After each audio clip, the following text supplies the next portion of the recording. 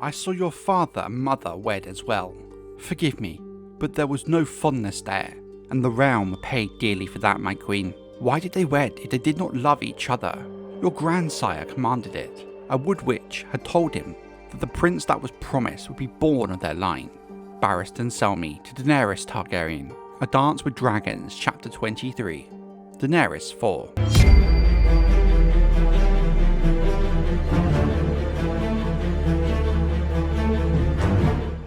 The tradition among the Targaryens, long before the Conquest, had always been to marry kin to kin. Wedding a brother to a sister was thought ideal. Failing that, a girl might wed an uncle, a cousin, a nephew, a boy, a cousin, an aunt, or a niece. This practice went back to Old Valyria, where this was common among the ancient families, particularly those who bred and rode dragons, such as the Targaryens. The blood of the dragon must remain pure, the wisdom went. Some of the sorcerer princes also took more than one wife, when it pleased them, though this was less common than incestuous marriage. In terms of House Targaryen, the marriage between Aegon and both of his sisters was uncommon, and spoke to just how different the three heads of the dragon were when compared to their forebearers. In Valyria before the Doom, wise men wrote 1,000 gods were honoured, but none were feared. So few dared to speak against these customs, even if they did think them morally objectable. While House Targaryen kept themselves to themselves on Dragonstone prior to the Conquest, most turned a blind eye to their strange Valyrian customs. But after the Conquest, being the rulers of the Seven Kingdoms, ordained by the High Septon of the Faith of the Seven himself, many across the realm, and even at Aegon's court, wondered how the issue would be conducted moving forward. Just as Maegor the Cruel once took the swords from the faith, so Jaehaerys the Conciliator deprived us of the scales of judgment. Yet who is truly fit to judge a queen, save the seven above, and the gods sworn below? A sacred court of 7 judges shall sit upon this case. The High Sparrow to Cersei Lannister. A Feast for Crows, Chapter 43. Cersei 10. The faith of the Seven was at the centre of power in Westeros, and key in the stability of the new Targaryen rule during these early years. In effect, the power of the faith went unquestioned and in some cases was feared. The old gods were still mostly worshipped in the north, with a few houses keeping the old way south of the neck. The Drown god held sway in the Iron Islands, but the rest of the realm, there was a single god with 7 faces, and his voice on earth was the High Septon of Oldtown, and the doctrine of the faith, handed down through centuries from Andalos itself, condemned the Valyrian marriage customs and practices, the very practices the Targaryens were still using. Incest was denounced as a vile sin, whether between father or daughter, mother and son, or brothers and sisters. However, cousins not so much, but the fruits of these matches were considered abominations in the sights of gods and men. With hindsight, it can clearly be seen that conflict between the faith and House Targaryen was all but inevitable. Indeed, many amongst the most devout had expected the High Septon to speak out against Aegon and his sisters during the Conquest, and were most shocked and displeased when the father of all the faithful instead counselled Lord Hightower against opposing the dragons, and even blessed and anointed Aegon at his second coronation. But what choice did he have when faced with the fiery doom of a dragon?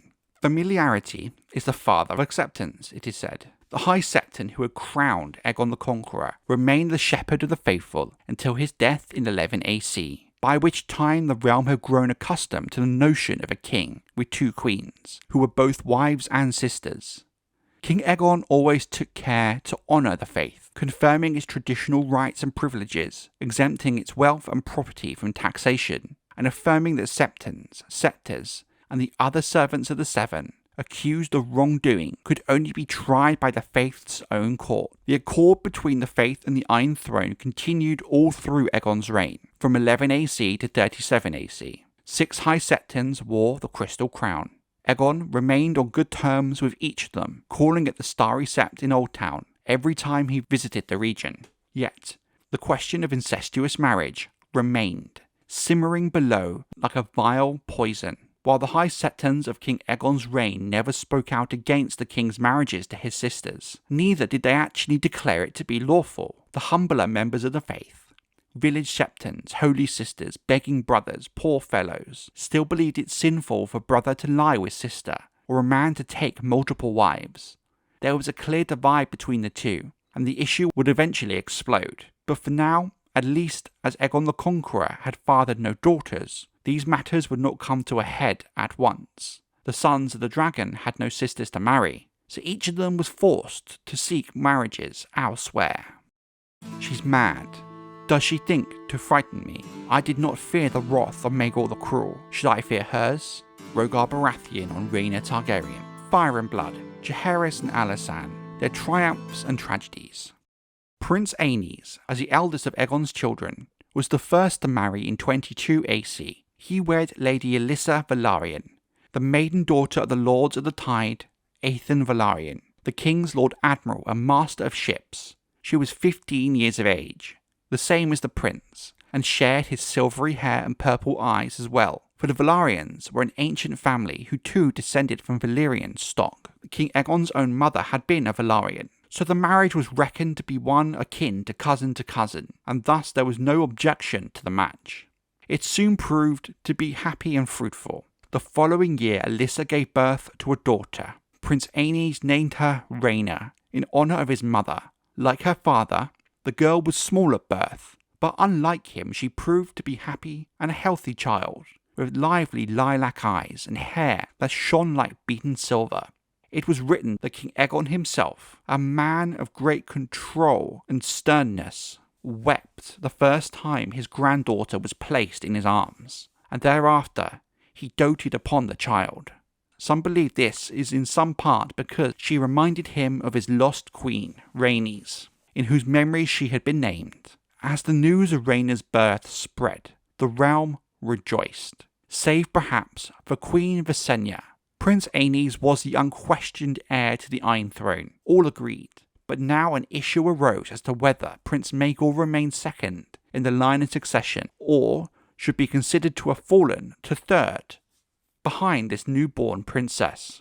Queen Visenya proposed to settle the matter by betrothing the infant Rhaena to Maegor, who had just turned 11. But Aenys and Alyssa spoke against the match, and when word reached the Starry Sept, the High Septon sent a raven, warning the king that such a marriage would not be looked upon with favour by the faith. His High Holiness proposed a different bride for Maegor, his own niece, Ceryse Hightower, maiden daughter of the Lord of Oldtown, Manfred Hightower. King Aegon, mindful of the advantages of closer ties with Oldtown and its ruling house, saw wisdom in the choice, and agreed the match. But many do believe he did fear somewhat the reaction of the faith if he did wed his son to his granddaughter.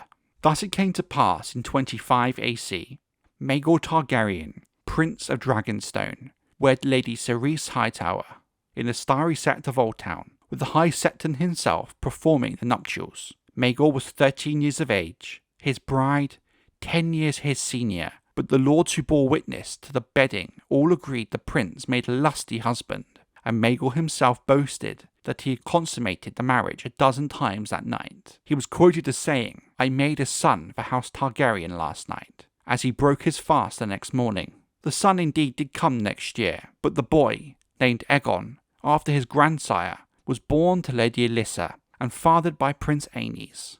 Once again, celebrations swept the Seven Kingdoms. The little prince was robust and fierce, and had a warrior's look about him, declared his grandfather, Aegon the Dragon himself. Whilst many still debated whether Prince Maegor or his niece Rhaena should have precedence in the order of succession, it now seemed beyond question Aegon would follow his father Aenys, as Aenys had followed Aegon. But the matter of succession order would become an issue that would plague House Targaryen for the better part of the next 150 years, and some would argue, even longer.